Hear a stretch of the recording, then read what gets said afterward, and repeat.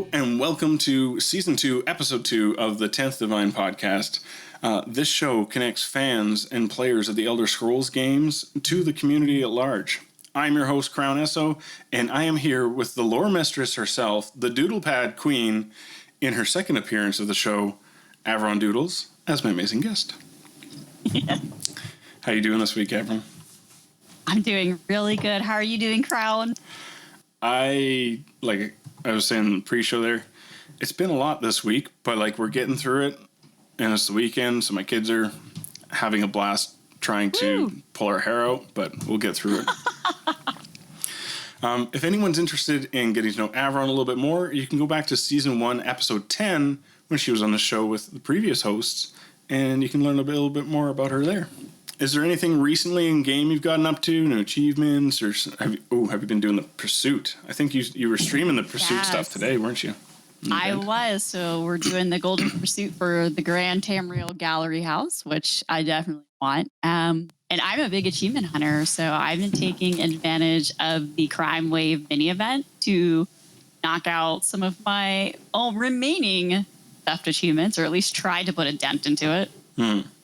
I started, and then I realized that my daughter is getting into housing right now. Ooh. But she actually doesn't have a crafting table. And one of the things is crafting stuff in your house. And the only ones I had are bound to my character. So I was like, okay, well, it's 9 o'clock at night. Okay, there's one of them is go visit 10 houses. Well, then she just gets into a house and she's like, ooh, look at this. Ooh, look at this. Ooh, look at this. You have to get through 10 houses tonight and go to bed. Aww. Housing is so crazy in ESO. Sometimes when I do the new housing tours, I just get sucked in. I'm like, what the heck? It's been 3 hours. I've been standing here in this hobbit hole. What am I doing? The only big house she has is that Alakir Desert one that was a login reward. And so she was going through all the ones that were listed in the housing thing, being like, this looks nothing like mine. This looks nothing like mine. And it's in 20 minutes, you having the same conversation on repeat. Are you okay? Eat your housing enthusiast right there. Yeah, that's her new thing that she started into. She likes to run away from mobs. She doesn't care for running at them. I think she's been playing on and off 4 years, and I think maybe her character's at level 10. She's a pacifist. Oh yeah, just being real gentle about it. So, aside from the event, anything else that's been going on for you in game? Man, not too much. I mean, I am very eagerly waiting for the season of the Wormcult. I'm looking forward to that. I think it's going to be interesting to see how the content model changes for ESO going forward. Yeah, no, I've just been achievement hunting. I'm closing in on 65,000 achievement points, which is kind of ridiculous. So, just nipping at Lotus's tail feathers. Just going, yeah. Well, yeah, I think Lotus has got a little bit of a lead on me, but I'm coming for you, Lotus.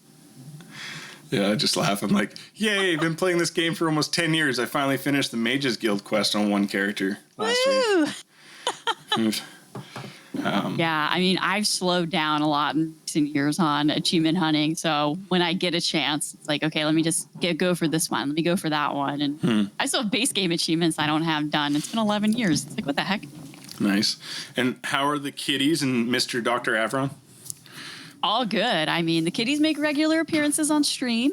They're all sleeping now. I don't see any of them. But no, we're doing really good. So thank you. That's awesome. My cat was in the office earlier. She's not in her spot. So I hope she's out of the office and not just waiting to pounce on me somewhere. We love a good cat appearance. Our cat's actually named Azabi. Aww. I didn't want a cat, so the deal was that I get to name it. That's what happened with my cats. So if someone hasn't been on your stream, what are your kitty cats' names? So I have 3 cats. I have Juno, who's my calico. Gray cat is Cavendash, and my little black tuxedo is Sanders. Nice. Very epic names. I had a tuxedo cat named Zeus. As I was perusing social medias and checking on your Twitch stream, I see that you've also dipped your toes in the Oblivion remake. So what do you think about that so far? Oh my gosh. That was one thing when it was announced. Of course, it was like suspicion of it. And I was like, I'll believe it when I see it. Me too. And then, of course, they literally were like, okay, well, we made it. You can go buy it right now, which was the best drop ever, in my opinion. But and I was saying to myself, I don't need to like go through a full playthrough. We'll just try it out, see what happens. And nope, I was like, wow, we're going to play this game 100%. It is so funny to like revisit OG Oblivion, but it just looks prettier. But everything's still broken, which is my favorite part. I was listening to Tales of Tamriel. Braun and Hyperpixie were on with Arcaneer last week, I think it was, talking about it. And like, you can still do this because that's still broken. You can still do that because that's still broken. I love it. And then the Lorecast Patreon chat was also talking about it, and they were saying how, which I never ran into in the original version of the game, but apparently there was a character that as they're talking, they go, oh, I didn't get that right. Let me try that again. Yeah. And so they left the whole clip of the voice actress saying that they wanted to try it again as the audio file. And so apparently that's also still in there. Even though they did they match the lips now, so the lips actually match the words. That's hilarious. I swear, this cough of mine is going to hurt me in not a fun way. Happy allergy season, everyone. Oh, so gross. So was there anything from your experience in the remake, the remaster, that really stood out to you as being fantastic, or something that you're like, oh, this could have been fixed up more? I mean, I'm still pretty early in. I think I'm like level 3. But I think for me, it was like, okay, the big determining factor of this game is when you first get out of the tutorial and you leave the sewer gate and you first step into Cyrodiil for the first time. Like, that's always the big moment from the original game. Like, you see the world for the first time and it's colorful and it's beautiful. So I was like, I'm going to compare it to that.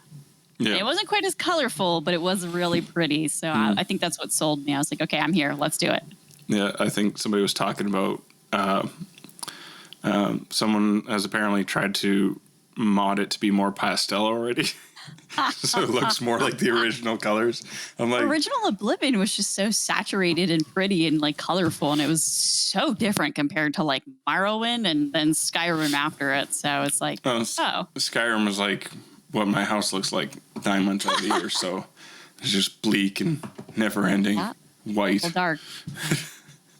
Yep. Somebody asked me, how do you work night shift? Because I did that for like over 2 years straight, work night shift. They're like, how can you work so much night shift? I'm like, there's only like 6 hours of daylight, like maybe for 9 months of the year. It's not a big jump from what everybody else is doing.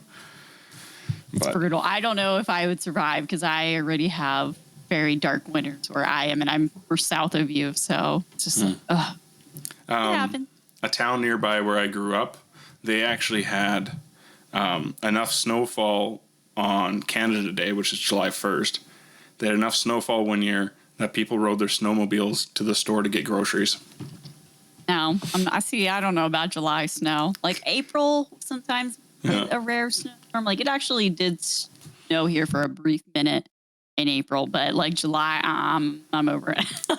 Right? Like, they haven't had snow like that in a long time in that same place, but I like bringing that up whenever somebody complains about cold weather in May or April. It's like, well, I am not a Nord. You know, I don't really play them in the games because I already exist in that reality. So it's like, no. Yeah, too close to home. That being said, the last character I made in ESO was a Nord, and I named him Bor Midgar because I made him right after my son Odin was born. And Bor being Odin's dad. Yeah. So good. Yeah. And like, that's one of those characters I'm like, I really want to put more time into him. I just haven't. So, out of all the Elder Scrolls games, so I think you've played Morrowind and up, right? Mm-hmm. And Daggerfall. Oh, and you jump back to Daggerfall? Okay, okay. How was that experience for you? Very interesting. I love the opening of Daggerfall where you're like, your real BFF, and he's like, hey, dude, go do this thing for me because we're BFFs. And you're like, no problem. And then you just get thrown into chaos. That's great. Yeah, I watched some of Lotus's playthrough, and he's like, he got stuck as a werewolf and couldn't feed to reverse his transformation. He was just like traveling from town to town being told, no, go away. Yep. Brutal. Out of all the games, though, which one's your favorite?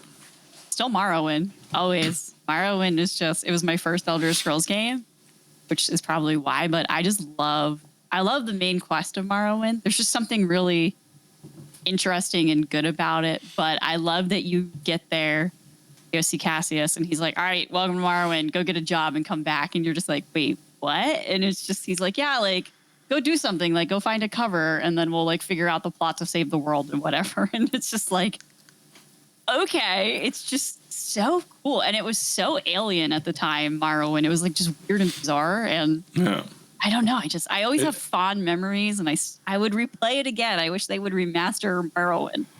Yeah, Morrowind is still alien and weird. It is, and that's what makes it so great. And everyone hates you, and it's fun getting everyone's like trust. You know, it's just like you go from being Swit to like under moon and star, and you're like, yes, I made it.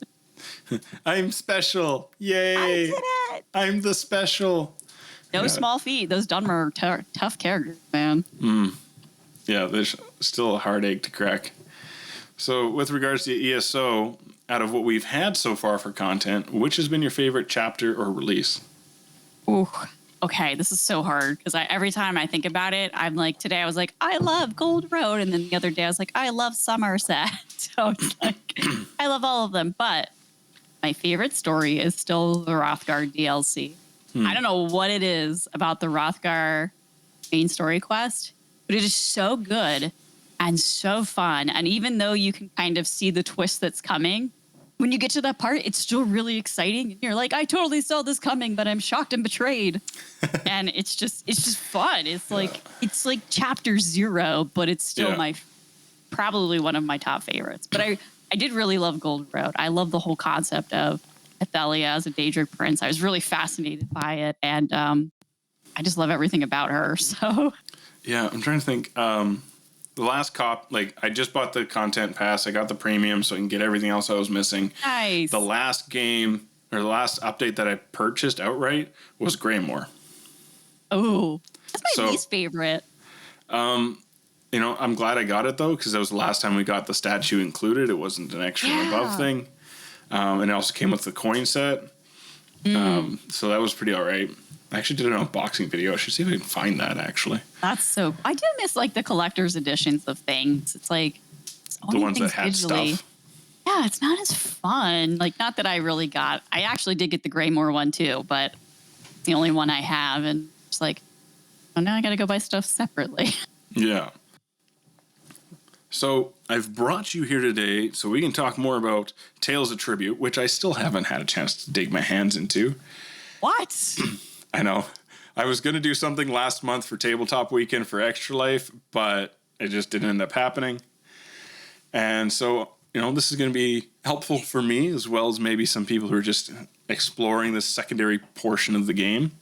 And I know from re-listening to your last appearance on the show, you were hesitant about whether or not you would like it or even want to get into it. Oh, yeah, I remember that. How the tables have turned, though, because it's one of my favorite things to do now. So at what point did it hook you when you were testing it out and playing around with it? I think the thing that I really enjoy about Tales of Tribute is, well, one, there's a quest line associated with it. So I'm a big quest and lore nerd. So I was like, oh, this is actually integrated so well into the world. And I think that was the hook for me, is I realized, like, this is the thing that in character, I could totally see my character knowing about, playing about. Like, I think one of my first concerns was, like, it's just going to be something that's added to the game and it'll feel weird. But ESO never does that to us. So I don't know what my fear was. And it's just natural. Like, I love that you can go all around Tamriel in different towns and taverns, and there's just NPCs sitting around playing the game and, like, waiting for you to challenge them, and that's so cool. I think that was a concern for a lot of people that would feel like disjointed from the reality, even though... and it doesn't. Rich and Gina were both like, we really took the time to make sure this would seem like it fit in the world. And we're all still like, but did you? But did you? Well, they were right. And it's just like, I've never been a card game person. Like, I tried Legends, which was the Elder Scrolls card, like the solo card game. Yeah. And I was trash at it. And Me too. I couldn't figure it out. I was like, the tutorial made it seem like I was so good. And then it released me into the world. And I was like, just kidding. I'm trash at card games. So I was just thinking like, oh, one more thing I'm going to suck at. And it's not actually the case. Tales of Tribute is pretty easy to learn. And that's just kind of what made it so much fun. And I still play it. Like, I still do the dailies periodically, even today, years later. So it's kind of like the joke is like, oh, there's Avron playing Tales of Tribute again. So has this made you want to open yourself up to trying other card games or retrying some card games, or no? Oh, absolutely not. This is the only one that matters. Yeah, I'm not going back to like Magic the Gathering or anything, which I did for a short while. But it's already integrated into something I love. So it's like, it's way easier. In fact, the fact that we don't have a real life Tales of Tribute deck is so disappointing to me. It's like, I want one. Like, just give me the real cards. I don't even care if I can play it or not. I just want them. Wasn't somewhere like one of the EU meetups they did some sort of thing? Yeah, I think at one of the ESO taverns in Germany, they had like a physical thing they could play, but... Yeah, I seem to remember Ark and Daphne sharing a picture of them playing some sort of like actual card game. Yeah, well, we don't get events in North America, so we'll never know. So with Tales of Tribute, though, as I said, I haven't touched it at all. I know that there's like a bunch of decks now. It started out with 4, and we got like, what? A lot. 8? 8-ish? There's 6, 8. so many. Oh, I mean, 12. probably more than 8, I think now. It's probably like 12. Yeah, 12. Oh, perfect. Look at me. I can guess to me. Yeah, I even brought up some things like they all look pretty cool. Like the little graphic arts representing the characters and the patrons and stuff. Why do we need so many decks? Like, what's the purpose of the different decks? Like, what's the differences in them? So each deck is kind of around a theme. So every deck has a patron, and your patron not only sets like the tone of the deck, but kind of gives you special powers. So like one of the base game ones is you have the Halalu Grandmaster, right? And that, House Halalu is known in the lore for being a really merchant-based house of one of the great houses of Morrowind. So like they're very good at like getting gold and being prosperous, and they're involved in like the modernization of Vardenfell through the Empire. So the whole deck is themed around generating money, like coins for the game, which is what you need to buy cards from the tavern, which is like that middle slew of cards. It's like the deck that you and your opponent can draw from. Yeah. You could buy cards with gold. So like Halalu's theme is all about gold. And then you have Rajin, right? So like Rajin in the lore, he's the Khajiit god of like, theft and shadows and deceit. So all of his cards are about like trickery, and you can like knock out power from your opponent. Well, you need power and prestige to win the game. So it's like if you're, robbing them of it, that's kind of like a roadblock. So each deck has like a different theme, and they all there's a counteracting like theme for each one. So like Rajin is really powerful, but you can kind of counter him with certain decks where you can just kind of like get rid of those cards, or knock out, like delete your deck and just make it like, I'm just going to quick generate all this stuff and just like render you mute. So like, it's kind of all about a balance. And sometimes you could just brute force it, and sometimes you can play really strategically. From other people describing it, it's a deck building game. So what does that exactly mean? So the thing that's really cool about it is it's not like a pay to win thing. So as you're questing and doing achievements, or opening up the Tales of Tribute like boxes you get from playing characters, you can get leads, and they call them clues. They like have a riddle, and you go into the world and you find the card. Okay. Or by doing achievements, you can like upgrade your cards to make them more powerful. But the cool thing is that even if you don't own that card or own the deck, if you're playing an opponent that has it, you still get to play with it in the match. So like if you don't own the Rajin deck because maybe you haven't unlocked it yet, but your opponent selects that patron, well, you get to play with all the same cards. So it's kind of like a deck builder in that respect. But unlike a lot of other card games, you don't have to buy anything. Like you can get everything naturally through playing. So there's no like Crown Store buying cards or something that would give you like an unfair advantage. And I think that's actually pretty fun. And it keeps it very level. Your only disadvantage is maybe you don't know how to play the cards. Yeah, and nothing's craftable either. It's all just earnable in game, right? Correct. Yeah, and it's literally all through achievements or the clues. So it's really balanced and very equal. And even my categories. There's a kitty. There's a kitty. There's always one. High Isle is where the first 4 decks came from. And I don't remember if they were all like, as soon as you got there and did the starter quest, you had all 4, or did you have to unlock them still? Nope, you start with the 4 base game ones. So I think that's the Duke of Crows, the Halalu deck. There's the Sijic Lore Master deck, and then there is the St. Pelin deck. So those 4 are just your introductory cards that you get. And then through doing achievements for various stones, you can go and unlock other ones. Oh, okay. So it's all achievements, or is there any other ways to unlock them? I think it's all really mostly achievements, which is cool. And it's like you get fragments of the deck. I think it's like 4 fragments or something. And it's usually it'll be like doing the zone quest. Usually there's like an exploration one, like it drops from a boss, or you get it from one of the like incursions or something. And once you get the 4 of them, you combine it and then boom, unlock the deck. They really like putting things into 4 pieces in this game. We love fragments. We're just like divvy it up and scatter them all across Tamriel. It's like sprinkling some salt on your addiction. Yeah, a little bit. But it's kind of nice though, because if you're the kind of person that likes to be adventurous, you kind of unlock them just through natural gameplay. So whether you want to do the card game or not, at least it's there as an option. Of the decks, which ones are your top picks or your favorites that you like doing? Well, I do love that Grandmaster Halalu deck because I like shinies. I don't know. I play that one a lot, and then I really like the Hermaeus Mora deck that was there with Necrom. It's an interesting deck because it was the first one to introduce this concept of like you can play a card that gives you a big advantage, but it's also going to give something to your opponent. So it's like you might be generating. Yeah, exactly. Like it's drawback. So like, yeah, you're gaining something, but maybe you're giving them an extra card or you're giving them extra gold. And then they're going to start their turn with an advantage. And yeah, you got your power, but at what cost? Because it's pretty much what Hermaeus Mora is all about, right? So those 2 are really fun for me.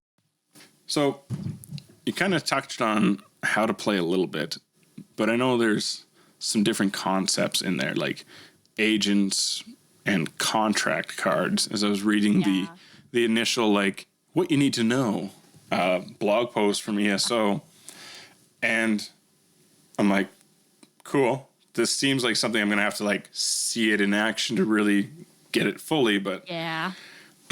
What are some of those in-game mechanics that are, like, things you got to learn about? Yeah, so the best tip, by the way, is they have an introductory, like, play a practice round, and it's a tutorial. It's trash. I will warn you. So, because I remember coming out of that and being like, I don't understand this game at all. So if you're going to play it, where you get that quest from, go upstairs. And there's a ton of NPCs just vibing this room and just challenge them and like learn from playing. That's the best way. But here's the basics of how it works, right? So you have a deck, and your deck does pretty much like 2 base things. One is it generates coin. And the other is that it generates power. So power is used to like attack other cards. And at the end of your turn, whatever you have left over becomes prestige. And Tales of Tribute is played by the first person to 40 prestige, or whoever has the most at the end of the hand. If you start matching each other, right? You win. Like it's either 40 or first person to 80. It's a race. So agent cards are what you need your power for, because an agent is a card that stays on the table. So you can repeatedly play them. Because typically what you do in a card game, right, is like you play your cards, they go into a cooldown pile, you go through what you have in your deck, you reshuffle, you draw again. Yeah. So same thing for Tales of Tribute. Agents stay on the table, though, until they're either taken out by an action or taken out by power. So, like, they're, like, really powerful, like, cards. And some of them are crazy. Like, there's one in the St. Pellin deck that actually heals itself. So it's like, whoa, what the heck? Like, I can't handle that. Contract cards, you just play them once, and then they're done. So those are, like, they don't go back into your cooldown pile. You just use it, and then it's gone. Okay. So that's that. And then everything else, they're just cards that go into your cooldown pile. It reshuffles, and you draw again. Yeah, and so it's you and your opponent each pick one deck, or you each pick two decks? We each pick two. So there's a total of 4 decks that you're kind of working through. Correct. It's all shuffled together? Yeah. Interesting.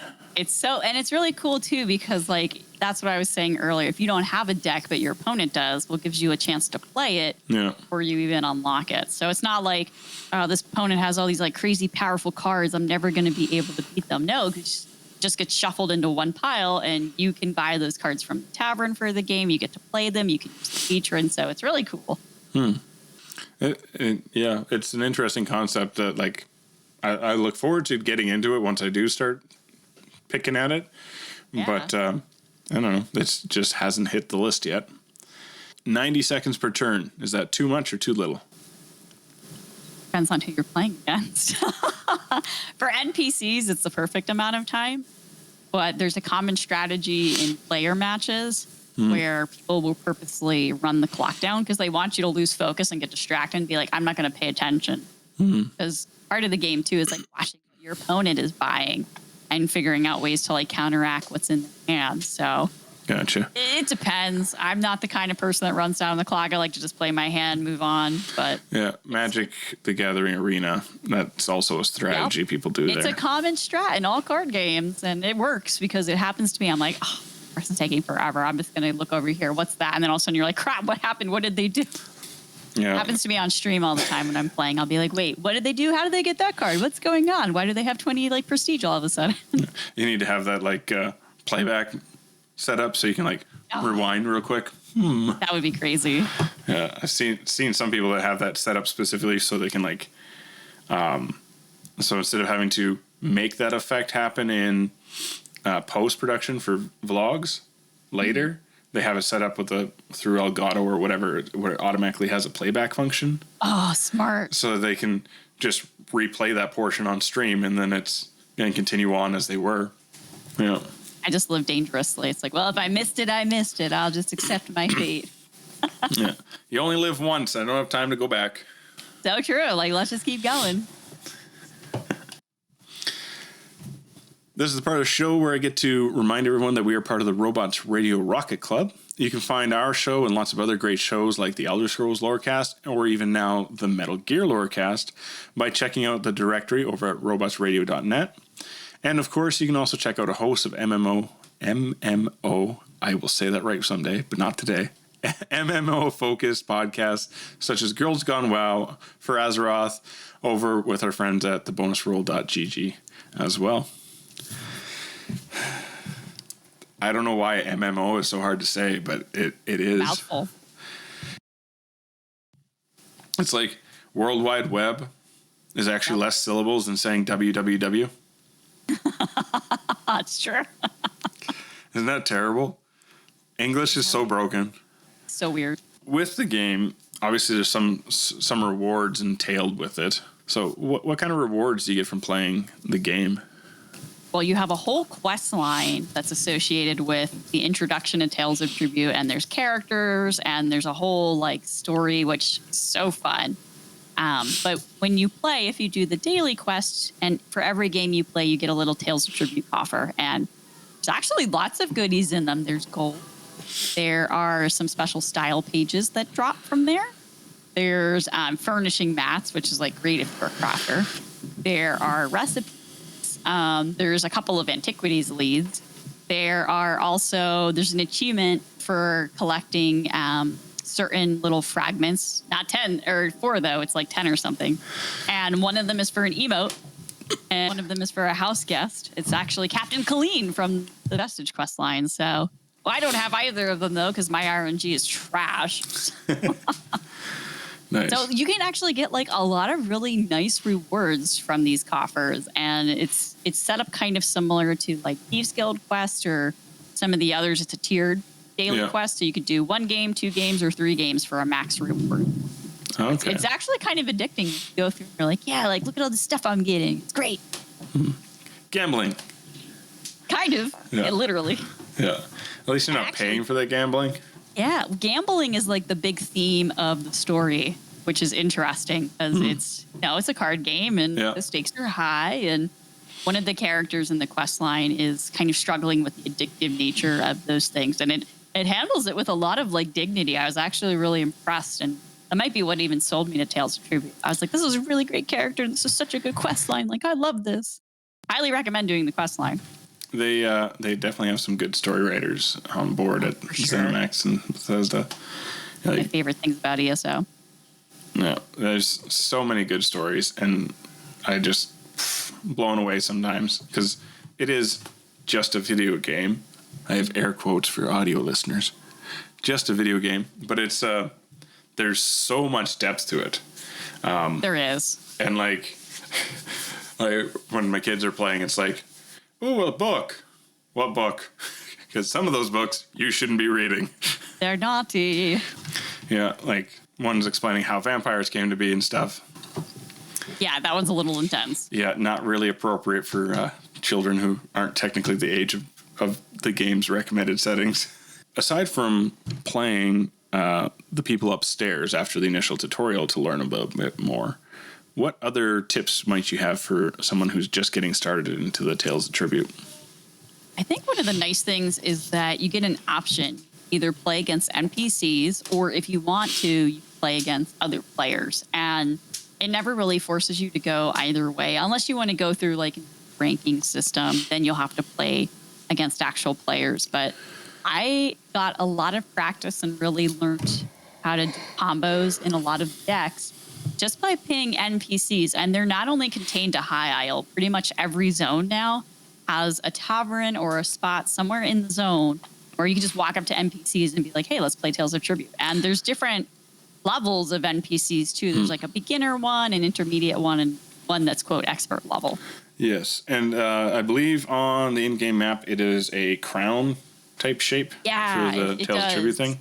It looks like a little crown, yeah. So it's pretty easy to find. But even if you want to play against players, one of the nice things is they have options where you can do a ranked match, which means, you know, based on your win-losses, you're going to be playing. And there is a leaderboard and such associated with Tales of Tribute that has furnishings attached to it if you actually are a furnishing kind of person. But they also have an unranked, kind of more casual mode. So it just throws you against a random person.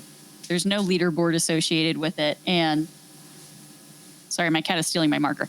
And you can just kind of like play and get some experience. And the NPCs are pretty challenging. Like I will say they've tweaked them and they do actually give you a little bit of a run full. But it is kind of interesting to see how players play the cards too. So if you do like a low stakes one and you're thinking about doing ranked, it kind of like gives you a little preparation for that. So those are always my tips. I know Lotus actually learned from they do the random page on the Lorecast now, right? And the random page was a Tales of Tribute NPC. And reading her details is where they learned that she actually changes her rank based off of your rank. So you can keep going back to her, and she's not going to be easier as you get better at it. She's actually going to increase her level to match yours based off of your rankings and stuff. Yeah. And it used to be, too, like I could go against the NPCs and you'd be like, whatever, I don't have to turn my brain on. And they've changed it since then. And you have to actually pay attention in the match now. They think a little smarter. That's good, though, because it makes it more interesting for you as a player, especially if you don't want to, like, be worried about rankings or whatever. And you just want to play it for the sake of playing it. It's like, but it's actually still going to be enough of a challenge that you're like, I must learn. Yeah, and I really like that. Like, the tutorial's decent, but it's not structured. Like, for me, it wasn't really helpful. So just kind of taking the knowledge from that and running around and challenging NPCs was way more effective for me to learn how to play the game. Yeah. Do you find when you do play against players, do you find the matchmaking system is efficient, or is it kind of broken? Because I know matchmaking in every game can be kind of broken. I've always found like when I do ranked, it's pretty comparative. So there's seasons. I think it's about a month for a season, which is pretty typical for most of the things in ESO with leaderboards. And in the beginning, you play 5 placement games.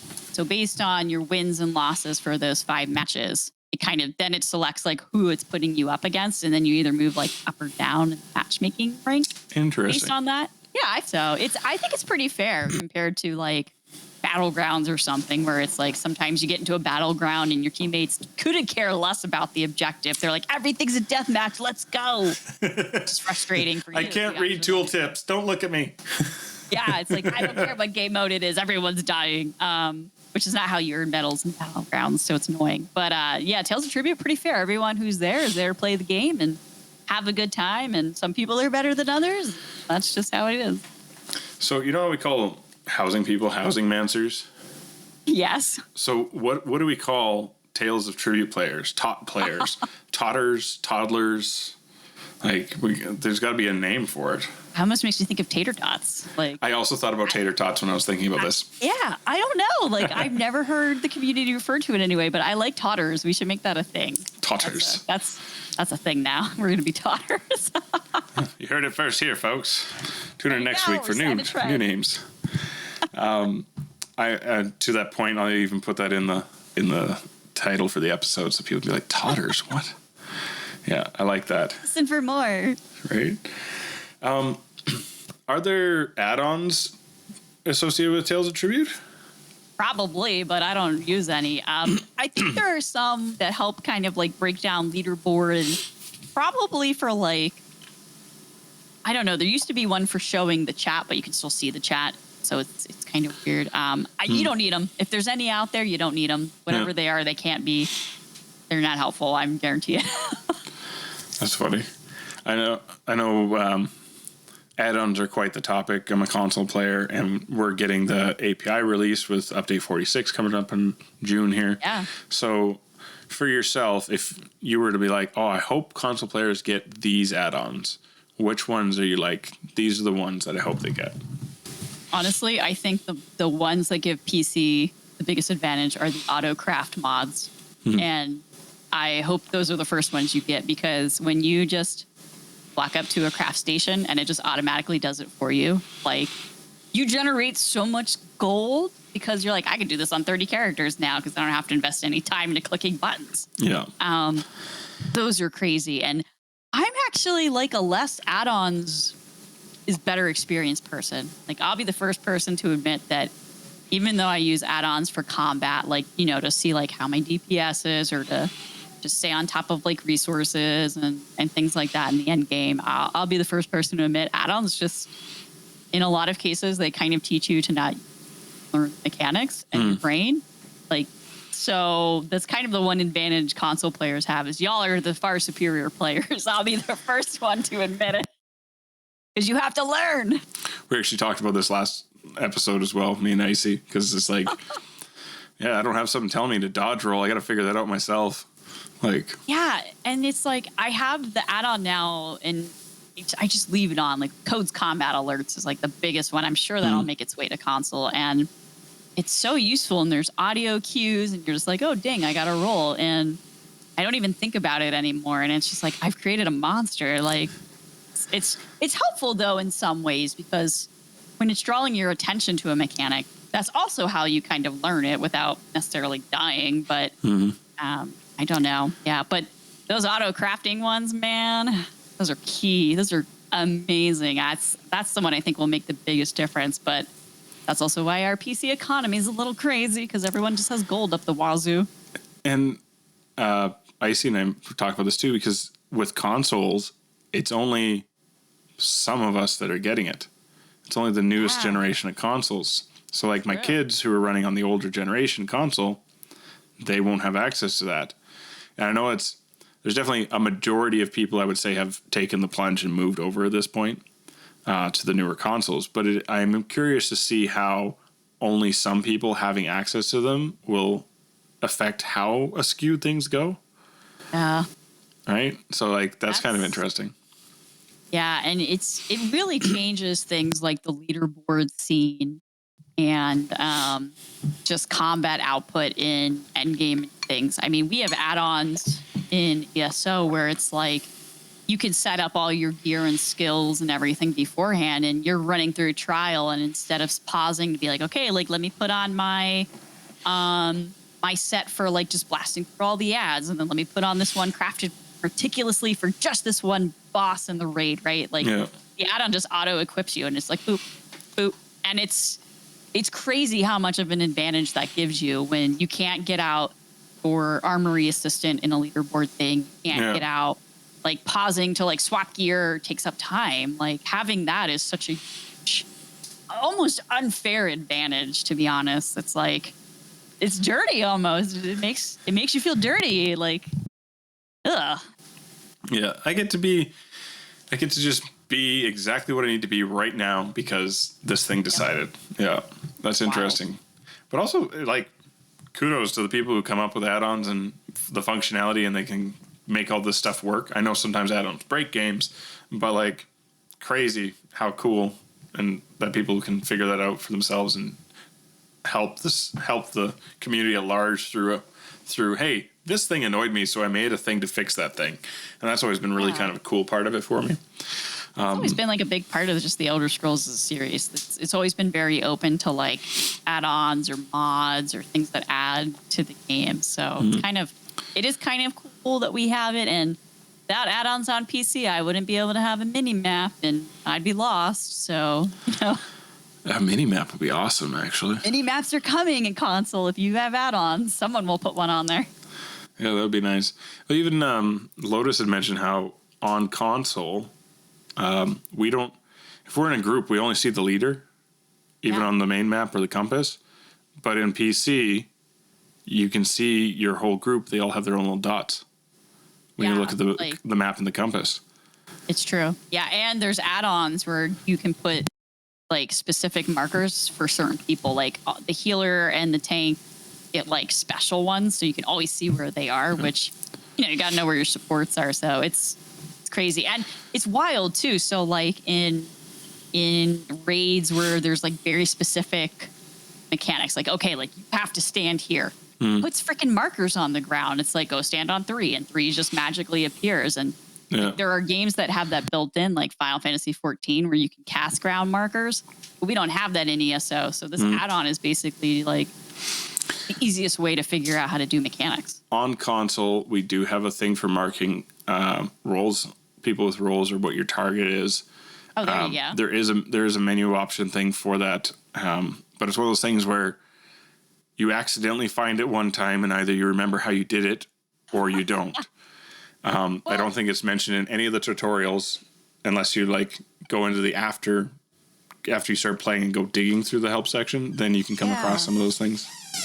And ESO like added markers, but not like ground markers. So like you could put a marker on like an NPC or like another player, but you can't put one that's like go stand over here. It's only on and again, like they don't basically say like here's how you do it. Yeah, it's interesting though. Like with I used the markers system that's built into it once, but like it's this big of a marker regardless of how close or how far away you are from the person. So like you're like, if they're way ahead of you, it's still this huge marker, and you're like, I can't see where I'm running because all I can see is this marker. And it's like totally not helpful if you're like somebody's trying to lead you somewhere. My fun questions are a little bit different than the previous hosts. So I already know pretty well how you're going to answer the first question. It's probably going to have something to do with this yellow banner behind me. Who's surprised by that? I noted your coffee mug. It's a beautiful coffee mug. Do you like it? Let me see if I don't even know if I can get it up with the blur. I made it myself because the Bethesda store won't give me fraction mugs. So I was like, I'm making my own. That's awesome. Thank you. Yeah, for anyone that's curious where I call home, it's definitely the Unmarried Dominion. Funnily enough, that's actually how the question worded is, what faction do you call home? So it's perfect. Thinking it could be any of the main games or ESO, what would you say is your favorite quest that you've done? Ooh, there's so many that are so good. The one that I love and hate because it's such an emotional, sad quest, but for some reason, I always do it because I just love to torture myself, is I don't remember the name of the quest, but I call it Balmora Dad quest. And in Vardenfell, the town of Balmora, which is old Dunmer, and he's trying to like, he's basically in the final days of his life, and he's like, I really want to like reconnect with my kids and like show them how much I care about them. So you do this whole quest, you go through all these sad and tragic memories of his life, and then like get his kids to realize how much he's done for them, and then he basically dies, which is like the most tragic, upsetting, disappointing quest. And it's just so beautifully written, and it's so like emotional and very like profound. And it's a great example of ESO handling like really complex topics in a really delicate and like respectful way. Yeah. And I hate it. And I literally cry every time I do the quest, and I still do it on almost every character anyway. So I guess it's going to be that one. I like to suffer. Sometimes. If you could bring a race or creature from Nirn to Earth, which would it be? I don't think I could handle Altmers in real life. They're A little hoity. little hoity-toity. But I would love to have my own torch bug.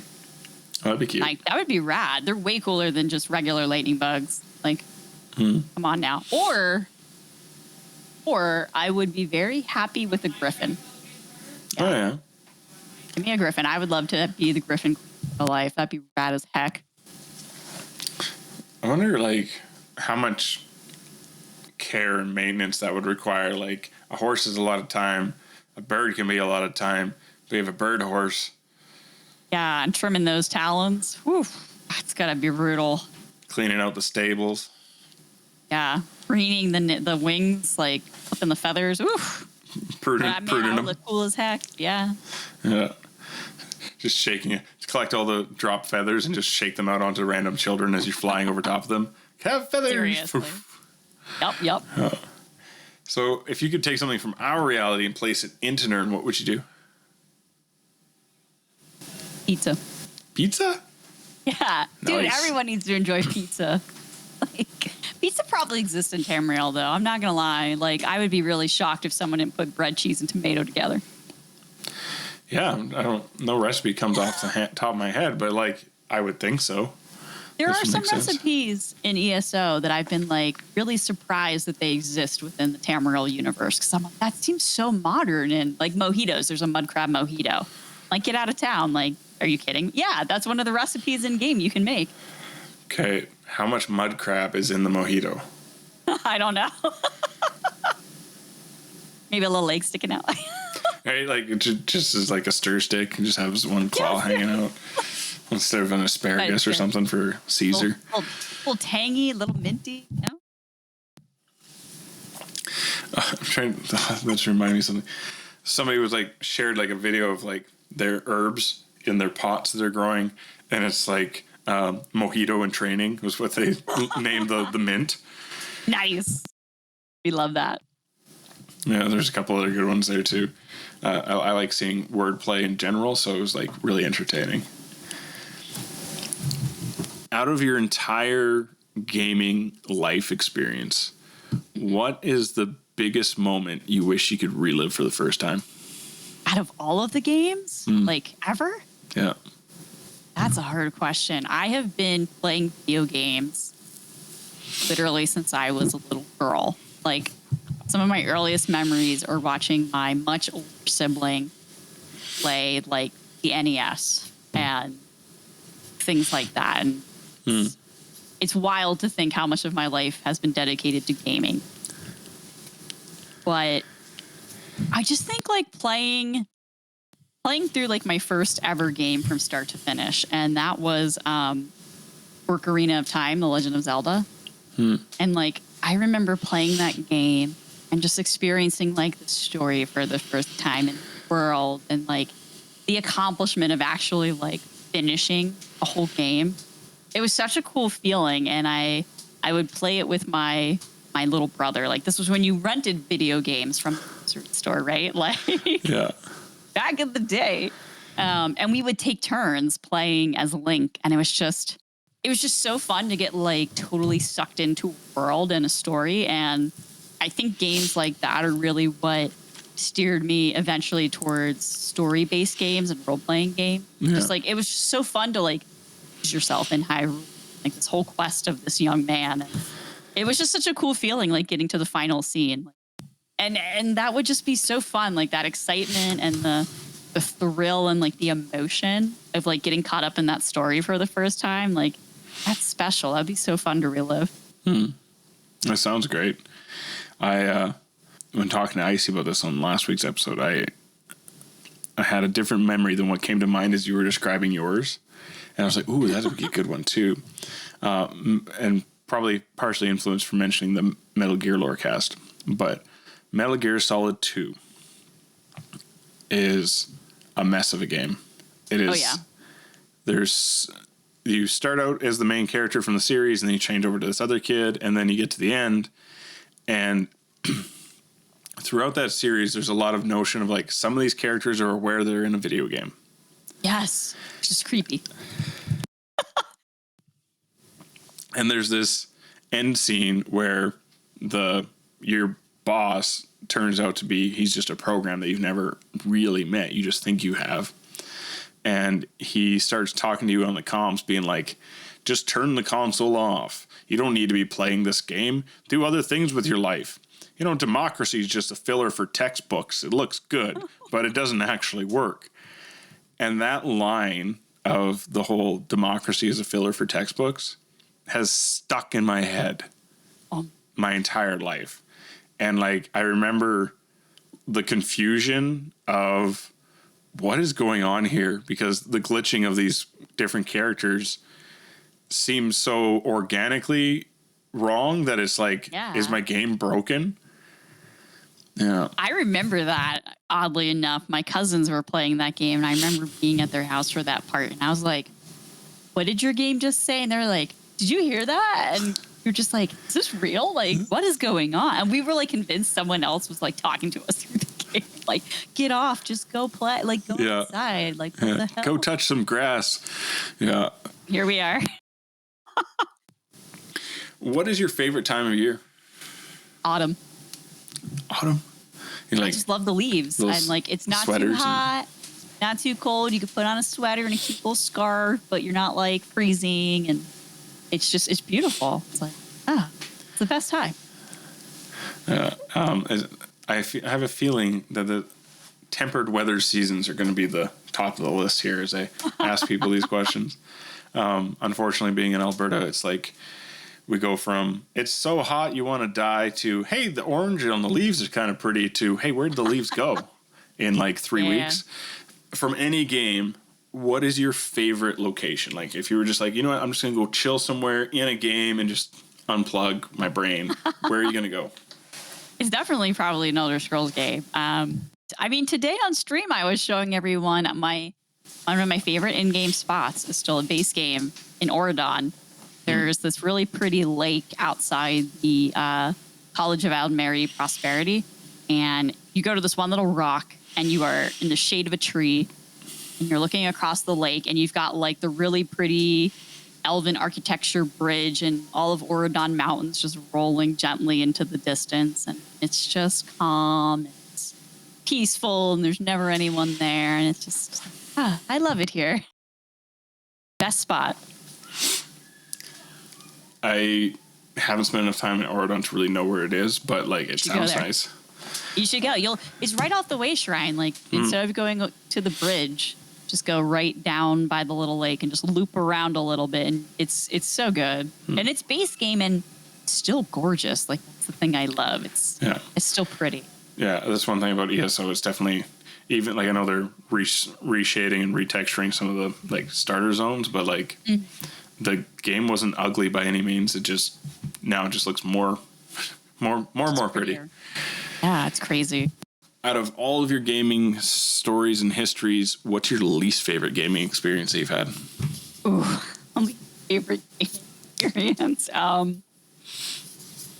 That's tough because like I'm a glutton for punishment. Like even I remember my stream chat trolling me like, go play Elden Ring. And I'm like, I've never played a Dark Souls game, but I could do it. And I had the time of my life. And they were like, go up to this person, and this is a boss. And I was like, oh, it's so exciting. And like, was I prepared for the boss at all? No, absolutely not. Did I actually do decent? Yes. And then they were like, you're doing good, but please stop. Like, we're just teasing you. Like, knock it off. You weren't supposed to be having fun. We're trying to torture you. Gosh. Exactly. And everyone was like, you'll die like immediately. And it took me a while. I think my first death was actually to a sheep. Yeah. I died to a sheep. Bad player. I hit the sheep while running away from something, and the stupid sheep came and just tackled me, which I wasn't expecting. So that was great. That's funny. Yeah. No, honestly, I think if I think about negative gaming experiences, it's usually because of other people. Like I think my least favorite experiences are when, because ESO is different in that it's like it's a group content game. If you want it to be, you could play the whole game single player, but I like dungeons and I like raids and I like doing content with other players. And like sometimes people take a video game way too seriously. All the time. Yeah. Like my philosophy is always strictly play to the level of whatever makes you happy. And if that's like meta end game, you do you. And if it's like picking flowers and decorating houses, do you. And I remember being in a group once, and like just this person just rage quitting in the like on a final boss fight. And it you guys aren't fun to play with anymore. Exactly. And it was just like, I remember being like, what are you doing? Because it's like, we're all just having fun. And like, ironically, they were the ones dying and they were like mad at us. And we were like, it's no big deal. Like, we'll just practice it again. Because that's always been my philosophy of like, well, whatever. Like the challenge is the fun part. And this person just doing that. And it actually ended like my entire friendship with that group. Because I was like, this is ridiculous. Like, what is your dealio? And it was just like, screw you, da-da-da-da. And I was like, I'm not going to play this way. So, and then I went and got a new dungeon group. But it's really just other people. Like, I love games in all shapes and formats, and storytelling and puzzle games and Elden Ring murder games, whatever, getting killed by sheep. So, but I would say like most people are pretty positive, but you just every once in a while you run into one of those bad eggs in like a multiplayer game and you're like, feel like you suck. Yeah, it's like some people just forget, I think. Like, and I talk about that a lot on my stream because I'm an end game player, but I'm very like anti you can't play with us end game. Just like I just feel like those attitudes just totally kill the vibe, and it keeps a lot of people who could learn and like have the potential to come and join us in that like end game community. Like it just totally turns them off. So it's like, you can learn, like, come have fun with us. And like, yeah, you're going to die a lot like we all do, but it's like fun. Like just give it a try. And there's too many people out there that are like, you can't play with us. Same thing. Yep. Cloud Rest, my favorite one. Yeah. So that was like one of my first attempts at running a trial with a guild. And they're like, hey, we don't care about your experience. And I was like, okay, my experience is 0. And they're like, yeah, you can be the alt tank. And then also having no idea what to do with that.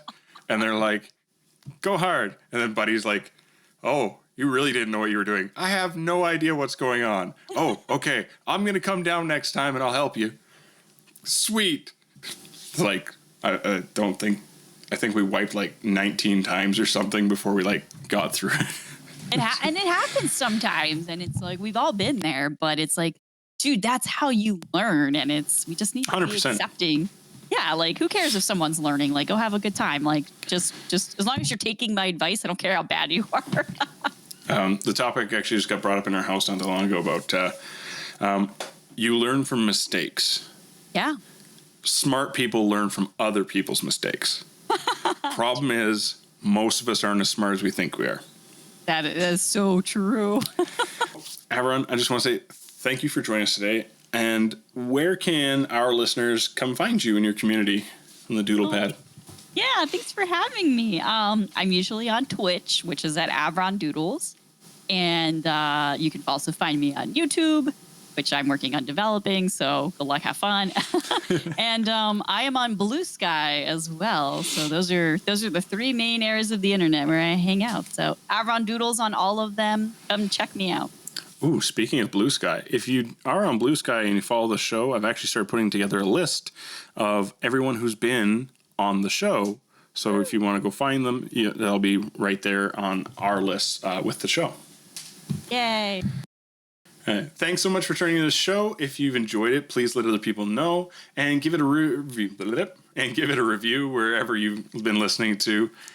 Rating and reviewing the show is what helps other people find it and helps us stand out amongst the crowd. There's always lots of gaming podcasts, and we want other people to find us so that they can enjoy us and be part of the community. You can also give us a review over at the Bonus Roll podcast directory. If you go to bonusroll.gg/directory, you can find us there and leave us a review there as well. If you want to get in touch with the show, you can find us on Blue Sky, Instagram, Threads, and also newly to YouTube, and maybe that'll grow better, with @10th Divine Podcast. And to email us is 10thDivinePodcast@gmail.com. You can also find me with @CrownEsso in all of those places, as well as Twitch. And if you want to support the show right now, the option is to go to ko-fi.com/thepiercefamily, PEARCE. We'll be back in a fortnight with another lovely chat about Elder Scrolls. Tot scenes.